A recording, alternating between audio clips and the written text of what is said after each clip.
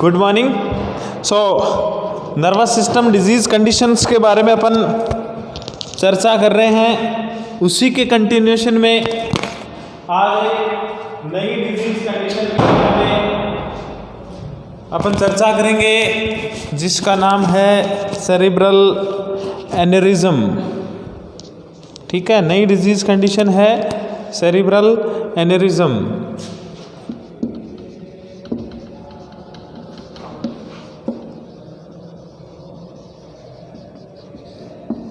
Cerebral aneurysm. अब सबसे पहली बात ये आती है कि ये एनेरिज्म क्या है। ठीक है, एनेरिज्म जो अब जैसे मैं बोलूँ कि कोई सैक लाइक वाइडनिंग है किसी आर्टरी की, sac like widening of an artery is known as aneurysm. ठीक है, जो है वो अगर सैक लाइक हो रही है, किस कारण से हो रही है सैक लाइक वाइडनिंग? किसी जो आर्टरी है उसकी अगर वॉल अगर कमजोर हो रही है, वीक हो रही है, तो उसके कारण क्या हो रहा है? एनेरिज्म हो रहा है। ठीक है, जैसे अपन नहीं बोलते कि किसी बार किसी पत्थर वगैरह की अपने लग जाती है तो जो है वो पर्टिकुलर पार्ट जो है वो सूज के बड़ा हो जाता है, उसी को अपन क्या बोलते हैं? एनेरिज्म। ठीक है, ये सैक लाइक संरचना है जो आर्टरी के वाइडनिंग के कारण होती है। और आर्टरी वाइडनिंग क्यों होगी? जब उसकी जो आर्टरी की वॉल है वो क्या हो जाएगी? वीक हो जाएगी। ठीक है, आर्टरी वॉल वीकनिंग के कारण। ठीक है, अब अगर ये पर्टिकुलर सेरिब्रल आर्टरी के लिए हो रही है तो इसको अपन ने क्या नाम दे दिया? Cerebral aneurysm. ठीक है, सेरिब्रल एनेरिज्म को अपन क्या कह सकते हैं? ब्रेन एनेरिज्म भी इसको कह सकते हैं, या फिर इंट्राक्रैनियल एनेरिज्म भी इसको कह सकते हैं। ठीक है, ब्रेन एनेरिज्म और इंट्राक्रैनियल एनेरिज्म।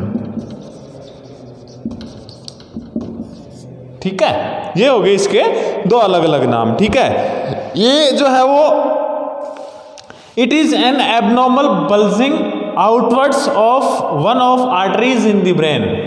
ब्रेन में किसी भी जो है आर्टरी का आउटवर्ड जो बाहर की साइड अगर बल्जिंग हो रही है तो उसका अपन ने क्या नाम दे दिया? Cerebral aneurysm. ठीक है, ये ब्रेन में कहीं पे भी हो सकती है, इसका कोई पर्टिकुलर जो अपन नहीं कह सकते कि इसकी ये पर्टिकुलर साइट है, लेकिन ये जो है मेनली ब्लड वेसल्स के रप्चर के कारण जो है वो उत्पन्न होती है। ठीक है, ब्लड वेसल्स के रप्चर के कारण, जिसके कारण क्या होता है? अगर ब्लड वेसल्स रप्चर होगी तो अपने ब्रेन में क्या होगी? ब्लीडिंग होगी। ठीक है, और ब्लीडिंग के कारण क्या होगा? जो सराउंडिंग स्पेस है ब्रेन का उसमें क्या हो जाएगा? जो सब अरेक्नोइड स्पेस है उसमें क्या हो जाएगा? हेमरेज हो जाएगा। ठीक है, और हेमरेज होने के कारण क्या हो रहा है? उसमें अपना बल्जिंग हो रही है आर्टरी की, और उसी आर्टरी की बल्जिंग को अपन ने क्या नाम दे दिया? Cerebral aneurysm. ठीक है, 80% जो है वो इसके अगर अपन बात करें तो 80% केसेस किस में होंगे? सर्कल ऑफ विलाई में। 80% जो 85% केसेस जो होंगे वो होंगे anterior part of circle of villi, circle of villi.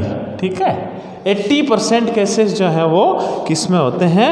अपने anterior part of circle of Willis में। ठीक है, अगर बात करें इसकी according to size and origin की, ठीक है, इसको अपन अगर क्लासिफिकेशन अपन देखें तो डिफरेंट टाइप के आधार पे इसको अपन डिफरेंट जो है वो नाम के अनुसार इसको अपन डिवाइड कर सकते हैं। तो पहला अगर आ जाएगा इसकी अपन बात करें according to size and shape. ठीक है, किस प्रकार से जो है वो इसकी साइज और ओरिजिन इसका कहाँ से हो रहा है।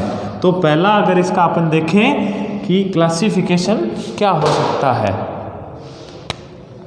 Classification of brain aneurysm. पहला अपन देखते हैं according to size and origin. ठीक है, उत्पत्ति के आधार पे और उसकी साइज के आधार पे। ठीक है, तो अगर मैं पहला आपको बात करूं according to size and origin तो इसमें पहला आएगा फ्यूसिफॉर्म एनेरिज्म। फ्यूसिफॉर्म एनेरिज्म। अभी फ्यूसिफॉर्म एनेरिज्म क्या होता है? It is a diffuse dilation, जिसमें क्या शामिल होता है? इसमें entire circumference of the arterial segment, ठीक है, इट इज स्पिंडल शेप्ड, ये स्पिंडल शेप्ड होगा आपका, ठीक है। और ये जो डायलेशन है वो आर्टरी का क्या होगा? इसमें टेपरिंग एट ईच एंड, ठीक है, और इसमें क्या होगा? Becoming narrow. जो अपनी स्पिंडल शेप्ड हो रही है उसके कारण क्या होगा? आर्टरी का डायलेशन होगा, और जो उसका प्रत्येक जो अंतिम पार्ट है, ठीक है, वो क्या होगा? ग्रेजुअली नैरो हो जाएगा टेपरिंग के कारण। उसी को अपन ने क्या नाम दे दिया? Fusiform aneurysm. पहला हो गया, ठीक है। दूसरा इसमें आ जाएगा saccular aneurysm, SACCULAR, saccular aneurysm, ठीक है। अब सेक्युलर एनेरिज्म अपन किसको बोलेंगे? It is distension of the vessels that project from one side और localized out pouching of an arterial wall, ठीक है। It is a sac like bulging in one side of an artery. अगर किसी artery के एक particular side में हो रही है, ठीक है, सपोज ये आर्टरी जा रही है और ये इसकी बल्जिंग हो गई, इस बल्जिंग को अपन ने क्या नाम दे दिया? सेक्युलर एनेरिज्म, ठीक है। थर्ड की अगर अपन बात करें, डिसेक्शन एनेरिज्म, इसमें क्या होता है? It is commonly involve to the arch of aorta and it occurs due to the intramural hematoma, ठीक है। इंट्राओरल हेमेटोमा के कारण जो है वो अगर आर्च ऑफ एओर्टा को भी कवर कर रहा है सैक लाइक संरचना, तो उसको अपन क्या नाम दे देंगे? डिसेक्टिंग एनेरिज्म, डिसेक्टिंग एनेरिज्म, ठीक है। तो ये according to size and origin हो गए अपने पास, तीन प्रकार हो गए। पहला हो गया फ्यूसिफॉर्म, दूसरा हो गया इसमें सेक्युलर एनेरिज्म, और तीसरा इसमें हो गया आपका डिसेक्टिंग एनेरिज्म। ये तीन डिफरेंट टाइप्स हैं किसके?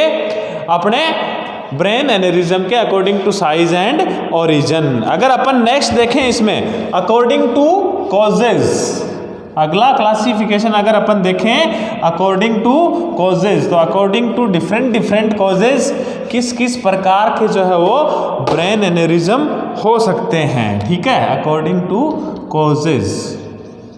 इसमें आपका पहला आ जाएगा ट्रू एनेरिज्म,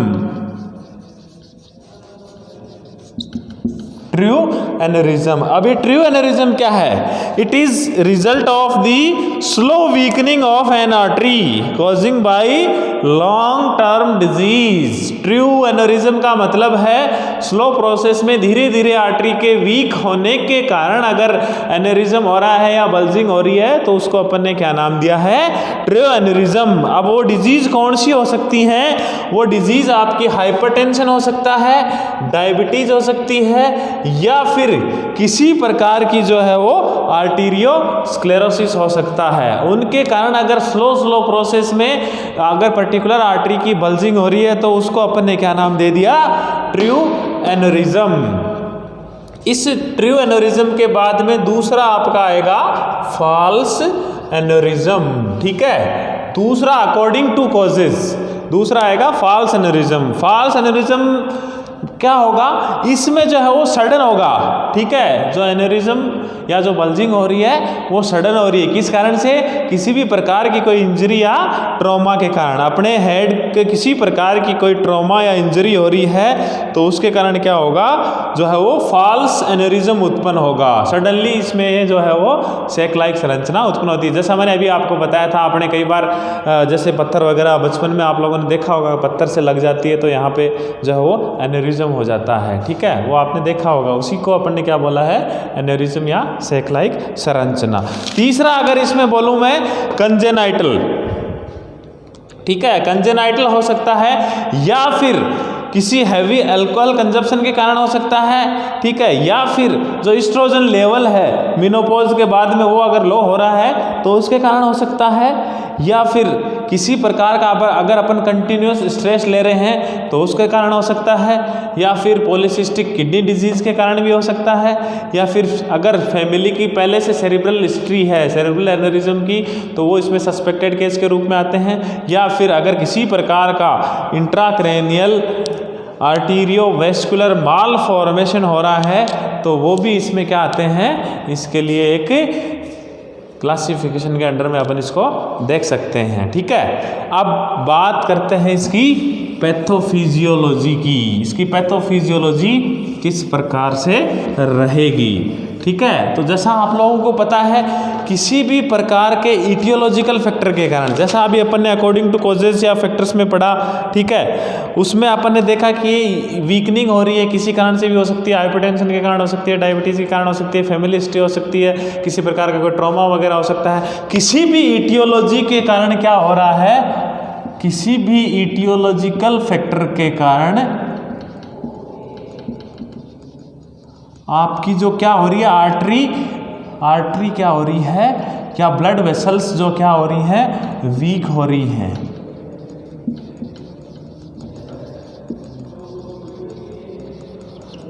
ठीक है, अगर ब्लड वेसल्स वीक हो रही हैं तो क्या होगा, उनकी जो वॉल है, आर्टरी की जो वॉल है उसका एबनॉर्मल डायलेशन होगा।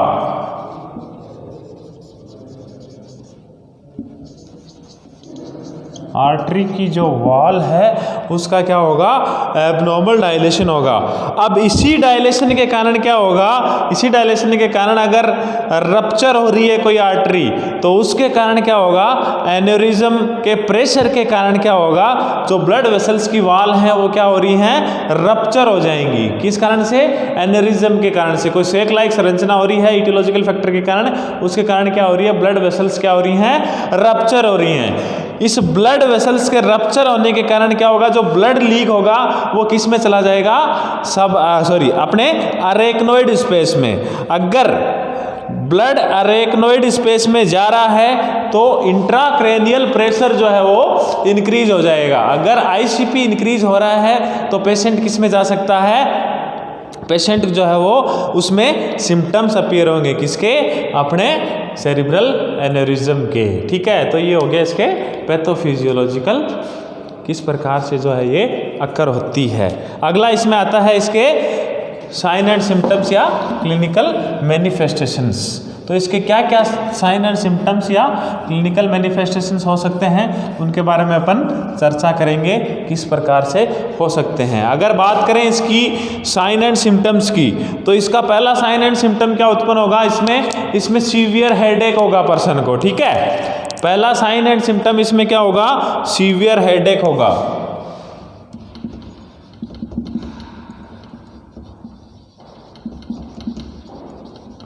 दूसरा अगर अपन इसकी बात करें साइन एंड सिम्टम की तो इसमें आपका नोजिया एंड वॉमिटिंग हो सकता है इसमें। ठीक है, नोजिया एंड वॉमिटिंग। तीसरा मैं अगर आपको बात करूं तो इसमें जो है अपनी नेक का स्टिफनेस हो सकती है, नेक जो है उसकी जकड़न हो सकती है। ठीक है, अगर मैं अगले साइन एंड सिम्टम की बात करूं तो इसमें डीवी होगा, इसमें डबल विजन हो सकता है। ठीक है, अपन अगले सिम्टम की बात करें तो इसमें क्या हो सकता है, पेन हो सकता है आईज में, स्पेशली क्या हो सकता है, बिहाइंड, आईज के बिहाइंड जो है वो पीछे की साइड में क्या होगा, आपके पेन होगा। ठीक है, दूसरा अगर इसमें क्या कर सकते हैं, प्यूपिल्स जो हैं, अपनी आईज की जो प्यूपिल्स हैं वो क्या हो जाएंगी, इसमें प्यूपिल्स जो है वो डायलेट हो जाएंगी। ठीक है, प्यूपिल्स जो है वो डायलेट हो जाएंगी। नेक्स्ट अगर अपन साइन एंड सिम्टम की बात करें इसमें तो पेशेंट अपना सेंसेशन खो देगा, इसमें किसी प्रकार का कोई सेंसेशन नहीं होता है, तो लॉस ऑफ सेंसेशन इसमें एक साइन एंड सिम्टम के रूप में प्रोड्यूस होता है। ठीक है, पेशेंट को जो है वो सोचने में और बोलने में परेशानी होती है, speech and thinking problems, speech and thinking problems. ठीक है। उसके अलावा पेशेंट को क्या है, समटाइम्स सीजर भी में उत्पन्न हो सकते हैं। पेशेंट जो है वो कंफ्यूजन में जा सकता है, ठीक है, पेशेंट कंफ्यूज हो जाता है, सीजर्स की कंडीशन इसमें उत्पन्न हो सकती है। इसके अलावा जो अपना न्यूरोलॉजिकल सिम्टम है जैसे loss of balance and coordination भी इसमें उत्पन्न हो सकता है। Coordination, loss of balance and coordination, तो ये इसके कुछ इंपॉर्टेंट साइन एंड सिम्टम्स हैं जिनको अपने को ध्यान में रखना है। सीवियर हेडेक हो गया, नोजिया वोमिटिंग हो गई, इसके अलावा अपना नेक स्टिफनेस हो गया, इसके अलावा अपना डबल विजन, ठीक है, पेन होता है आईज में अबोव और बिहाइंड, ठीक है। उसके अलावा आपकी जो प्यूपिल्स आईज की वो क्या हो जाती हैं, डायलेट हो जाती हैं, सेंसेशन जो है वो लॉस हो जाता है, उसके साथ में अपने बैलेंस एंड कोऑर्डिनेशन का भी लॉस होता है, स्पीच एंड थिंकिंग प्रॉब्लम्स आ जाती हैं, साथ साथ में सीजर्स और कन्फ्यूजन भी उत्पन्न होता है। तो ये आपका सेरिब्रल एनेरिज्म के बारे में अपन ने देखा कि क्या डेफिनेशन होती है, क्या इसके कॉजेज हो सकते हैं, किस प्रकार से इसका क्लासिफिकेशन होता है, क्या इसकी पैथोफिजियोलॉजी होती है और किस प्रकार से इसमें साइन एंड सिम्टम्स या क्लिनिकल मैनिफेस्टेशंस जो है वो उत्पन्न होते हैं। रिमेनिंग पार्ट जो है वो अपन नेक्स्ट क्लास में डिस्कस करेंगे।